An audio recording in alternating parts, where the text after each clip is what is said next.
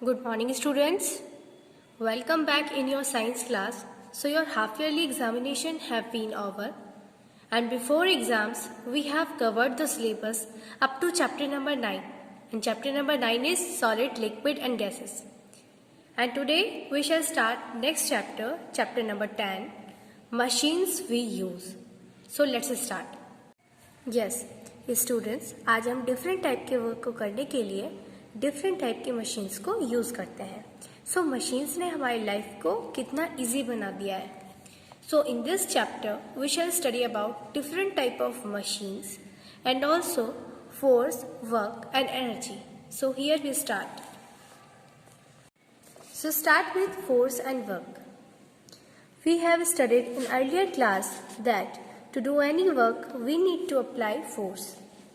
हम अपनी previous class में पढ़ चुके हैं कि किसी भी काम को करने के लिए फोर्स अप्लाई करना होता है. फॉर एग्जाम्पल, अगर आपके रूम में चेयर बीच में रखी हुई है, कमरे के बीच में रखी हुई है, और अगर आपको उसको उठाकर साइड में रखना है तो चेयर अपने आप तो उठेगी नहीं, चेयर को आपको उठाना होगा. जब हम चेयर को उठाने के लिए हम चेयर पर क्या अप्लाई करेंगे? फोर्स. इट मीन्स हम चेयर पर फोर्स अप्लाई करेंगे तभी चेयर उठ पाएगी. सो what is force? Force is a type of push और पुल. इट मीन्स कि एक तरह का धक्का और खिंचाव है. या तो हम किसी भी चीज, सपोज कीजिए चेयर जैसे, या कुछ और चीजों को पिकअप करने के लिए या तो हम उसको अपनी तरफ पुल करते हैं या फिर हम उसको ऑपोजिट डायरेक्शन में पुश करते हैं. ये एक तरह का पुश या पुल है जिसके कारण चीजें मूव करती हैं. A force can make things move. When a force move something, work is done.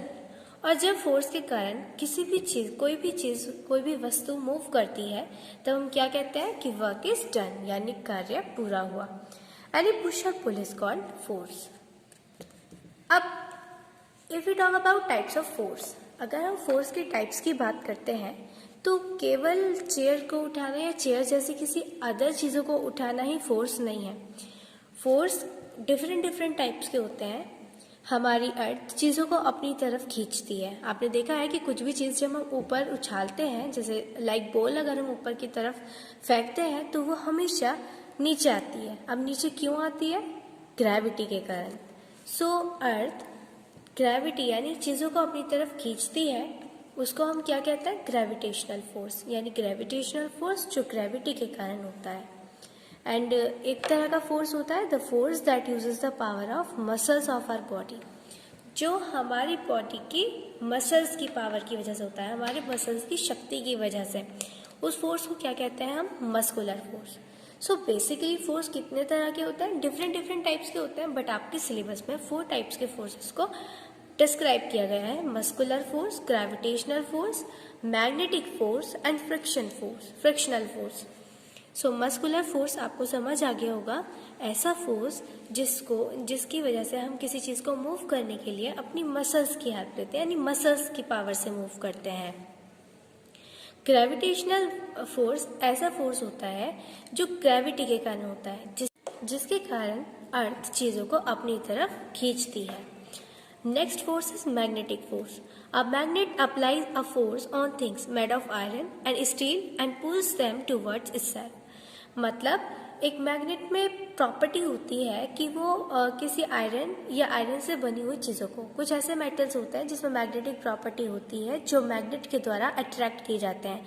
आपने चुंबक देखी होगी, उससे जब आप उसको आयरन या आयरन से बनी हुई किसी चीज़ों के पास लेकर जाते हैं तो वो उससे चिपक जाती है.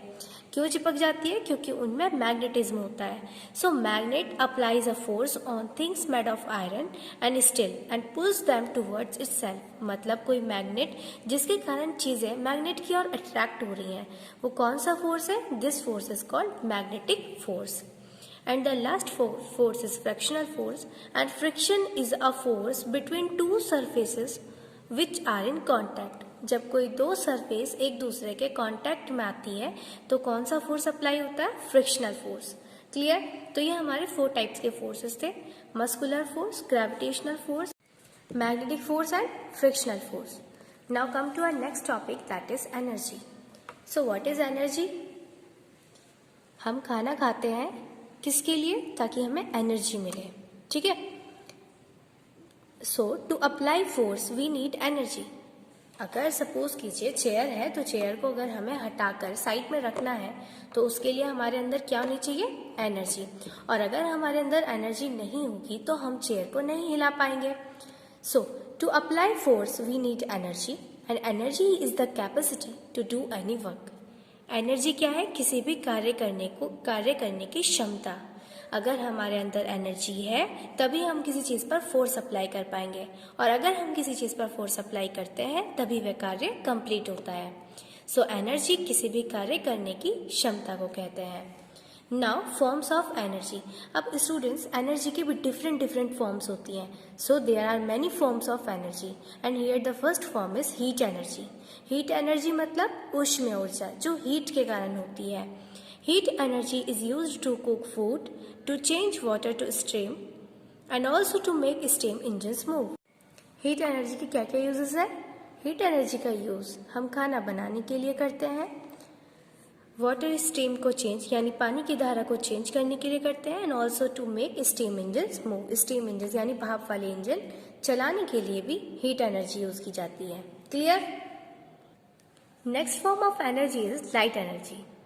लाइट एनर्जी जो प्रकाश के कारण होती है, प्रकाशीय ऊर्जा। Light energy helps us to see things. Light energy के कारण हम वस्तुओं को देखते हैं। Plants use light energy to make food, and plants यानी पौधे लाइट एनर्जी का प्रयोग क्यों करते हैं? अपना भोजन बनाने के लिए वह लाइट एनर्जी का यूज करते हैं। Number 3, electrical energy runs the washing machine. Electrical energy क्या होती है? इलेक्ट्रिकल एनर्जी जो इलेक्ट्रिसिटी के कारण होती है। Electrical energy runs the washing machine, refrigerator, geysers, electric flat iron and many other appliances in our house. Electrical energy जो electricity के कारण होती है, और इलेक्ट्रिसिटी के कारण हम क्या क्या चीज़ें यूज करते हैं? Washing machine, and washing machine electricity के कारण चलती है। सो इलेक्ट्रिकल एनर्जी के कारण वॉशिंग मशीन, फ्रिज यानी refrigerator, geyser, electric flat iron and बहुत से अदर एप्लियंसेस। एप्लियंसेस मतलब उपकरण, जो हम इलेक्ट्रिकल एप्लियंसेस जो हम घर में यूज करते हैं। And the last form of energy is sound energy. Sound energy जो साउंड के कारण यानी ध्वनि के कारण होती है। So loud thunder can make the window panes in a house rattle. मतलब आपने देखा होगा कि जोर की गड़गड़ाहट की वजह से हमारे खिड़कियों के दरवाजे खड़खड़ करने लगते हैं, यानी उनसे आवाज आने लगती है। सो वो एनर्जी किसके कारण होता है? साउंड एनर्जी के कारण। Sun is the greatest source of energy on earth. Earth पर एनर्जी का सबसे बड़ा स्रोत क्या है? Sun. It gives us heat and light. यह हमें हीट भी देता है और लाइट भी देता है। We also get energy from moving water, wind, burning fuels. यहाँ पर हमने कुछ एनर्जी की लिमिटेड फॉर्म्स पढ़ी हैं, जैसे light energy, electrical energy, sound energy, heat energy. इसके अलावा भी कुछ और फॉर्म्स भी होती हैं। हमें और कहाँ से एनर्जी मिलती है? बहते हुए पानी की भी एनर्जी होती है, बहती हुई हवा की भी एनर्जी होती है, एंड बर्निंग फ्यूल्स की भी एनर्जी होती है। So it was about the concept of energy. Now come to our next topic, that is machines. Study the pictures below. Which way is easier to perform the task? Write in the box. ये कुछ यहाँ पर pictures दी गई हैं। आपको बताना है कि टास्क को परफॉर्म यानी टास्क को करने के लिए कौन सा तरीका इजी है। Okay, so moving a larger boulder using hands. एक बड़े पत्थर के टुकड़े को जब हम हाथों से उसको मूव करते हैं वो तरीका इजी है। ये using a device to move the boulder, या फिर उसको मूव करने के लिए हम किसी डिवाइस का यूज करें। सो आपके हिसाब से, आपके अकॉर्डिंग कौन सा ऑप्शन सही है? बी, कि हम उसको उठाने के लिए किसी डिवाइस का यूज करें। नेक्स्ट है using a device to pull the bucket. Bucket को खींचने के लिए हम किसी डिवाइस का यूज करें, या pulling a bucket of water from a well. किसी कुएं से अपने आप ही हम उस बकेट को निकालें बिना किसी डिवाइस को यूज किए। So using a device to pull the bucket is easy way. Okay, here the a is easy. Next, lifting a heavy box to load on a truck. Truck पर आप किसी box को अपने आप ही उठा रहे हैं, अपने आप ही उठाकर ट्रक पर रख रहे हैं, ये इजी तरीका है। या फिर using a device to lift the heavy box, किसी डिवाइस यानी किसी लिफ्ट को यूज करना, ये एक अच्छा तरीका है। सो इजी तरीका लिफ्ट का यूज करना होगा. So here is easy veg A. Okay, so in picture से हमें क्या क्लियर हुआ है? इन पिक्चर से हमें क्लियर हुआ है कि मशीन्स या कोई डिवाइस जिसको हम किसी काम को करने के लिए यूज में ला सकते हैं, उसने हमारे वर्क को कितना इजी बना दिया है.